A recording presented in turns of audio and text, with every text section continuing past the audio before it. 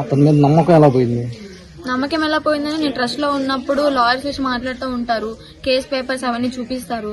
అలాగే నేను చూశాను కొంతమంది చెప్పిన మాటలు, 3 పెళ్లిళ్ళు అయినాయి అని చెప్పని, అది కూడా నిజమే.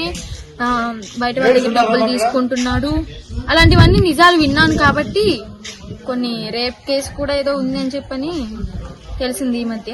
సో అవన్నీ విన్న తర్వాత నేను గుడ్డి దానిలాగా నమ్మేసుకుంటూ వెళ్ళిపోయాను అని చెప్పని రియలైజ్ అయ్యాను.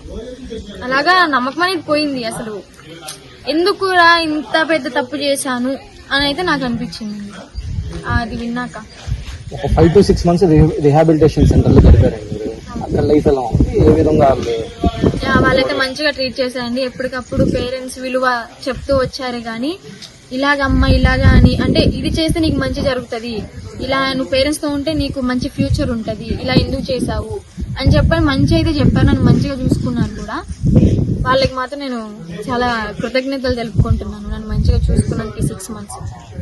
మళ్ళీ యూటర్న్ తీసుకునే అవకాశం ఏం లేదా మీరు? నో ఛాన్స్, అసలు యూటర్న్ కి నో ఛాన్స్. అంతే, స్ట్రైట్ వెళ్ళడం అంతే. శ్రీనివాస్ కి ఏం చెప్పాలనుకుంటున్నారు? ఒకటైతే చెప్పాలి, ఒకటే వార్నింగ్ ఇస్తాను. నన్ను కలవాలని చెప్పని లేదా నన్ను కాంటాక్ట్ అవ్వాలని చెప్పని మాత్రం మైండ్ లో నుంచి తీసేసుకో. మీడియా ముందు మాట్లాడి ఏదేదో చెయ్యాలి అని మాత్రం చెయ్యకు. నీవు కోల్పోయింది ఒక 10% అయితే, నేను కోల్పోయింది నా జీవితం మొత్తం. ఇప్పుడు జీవితం బయట నేను తలెత్తుకుని తిరగలేకపోతున్నాను. అలాంటి సిచ్యువేషన్ లోకి నువ్వు నన్ను తీసుకెళ్లావు, ఒక ఊబిలోకి పడేసావు. ఇప్పుడు నా ఊబిలో నుంచి బయటికి రావడానికి ట్రై చేసిన, ఎందుకంటే తెలివి అనేది వచ్చింది నాకు.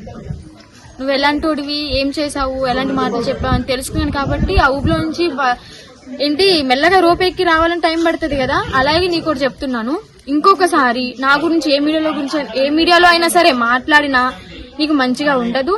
అలాగే నీకు తొందరలోనే ఒక రియాక్షన్ అనేది ఇస్తాను, దానికి వెయిట్ చేస్తూ ఉండు.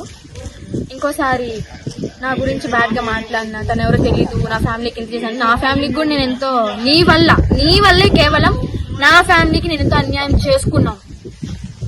అర్థమైందా? సో నా జోలికి రాకు, అంతే. వస్తే మాత్రం మామూలుగా. అతను మాటలతో మెస్మరైజ్ చేస్తారన్నారు కదా, మళ్ళీ వచ్చి మెస్మరైజ్ చేస్తే అంటే నా దగ్గరికి రావాలి కదా. ఫస్ట్ ఆఫ్ ఆల్ వచ్చేంత ధైర్యం కూడా లేదనుకోండి. వచ్చినప్పుడు చెప్తాను. అలాగా మ్యాజిక్ మళ్ళీ మెల్ట్ అయిపోతానా, లేదంటే భద్రకాయలాగా మారిపోతానా అనేది తెలుస్తుంది. నెక్స్ట్ మీ భవిష్యత్తు ప్రణాళిక? అండి, స్టడీ అయితే కంప్లీట్ చేయాలి అనుకుంటున్నాను. స్టడీ కంప్లీట్ చేసి ఏదైనా జాబ్ లేదంటే ఏమైనా ఛాన్సెస్ వస్తే మూవీ వైపు వెళ్ళడం అలా ట్రై చేస్తున్నాను. మీరేమన్నా సమాజానికి కానీ యువతకు కానీ ఏమన్నా సందేశం ఫస్ట్ అమ్మాయిలకైతే చెప్తాను, ఖచ్చితంగా ఎవరిని నమ్మకండి, దొంగ బాబాలను అసలే నమ్మకండి. చక్కగా మీకు వెళ్ళాలి అంత దైవభక్తి ఉంది అంటే ఏదైనా టెంపుల్ దగ్గరికి వెళ్ళండి, మంచిగా పూజ చేసుకోండి, కొబ్బరికాయలు కొట్టాలంటే కొట్టండి, పూలమాలలు వేయాలంటే వెయ్యండి. అంతేగాని ఎవరో దగ్గరికి వెళ్ళి ఇది చేస్తారు అది చేస్తారంట అని చెప్పని మాత్రం మోక్షాలు ఇస్తున్నాడు అది అవన్నీ ఫేక్ అండి. 100లో ఒక 10 మంది ఉంటారేమో, 90 మంది దొంగనా కొడుకులే ఉన్నారు నిజం చెప్పాలి అంటే. సో జాగ్రత్తగా ఉండండి, తల్లిదండ్రుల మాట వినండి. నాలాగా అయితే అసలు మీరు లైఫ్ అనేది స్పాయిల్ చేసుకోవద్దు, మీ ఫ్యూచర్ అనేది. ఇప్పుడు నేను కూడా నా కంబ్యాక్ ఇవ్వడానికి, నా ఫ్యూచర్ అనేది మంచి బాటలోకి వెళ్ళడానికి నేను ట్రై చేస్తున్నాను. మీరంతా నాకు సపోర్ట్ ఉంటారని చెప్పని కోరుకుంటున్నాను. అంటే సొసైటీ మిమ్మల్ని యాక్సెప్ట్ చేసిద్దంటారా? ఖచ్చితంగా చేస్తుంది. నిజాలు తెలిసినప్పుడు యాక్సెప్ట్ చేయాల్సిందే కదా. ఓకే, యాక్సెప్ట్ చేయని వాళ్ళని నేను పట్టించుకోను, అంతే.